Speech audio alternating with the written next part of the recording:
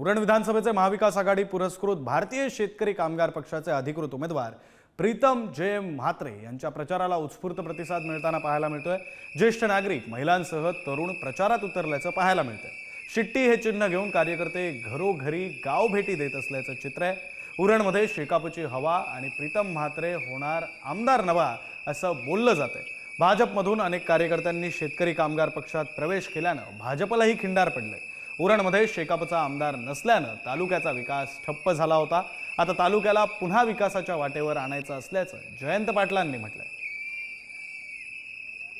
तुम्हाला एकच सांगेन, या ठिकाणी ही निवडणूक चाललेली आहे।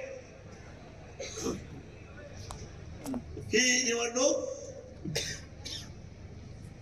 आपल्याला आता आपल्या पक्षाची अस्तित्वाची निवडणूक आहे। शेका पक्ष इथे लढतोय। मला वाटतं ज्या पद्धतीची हिम्मत, ज्या पद्धतीची तयारी प्रीतम म्हात्रेंनी केली, मला वाटतं या जिल्ह्यामध्ये सर्वाधिक मताने निवडून येणारा आमदार हा प्रीतम म्हात्रे असेल।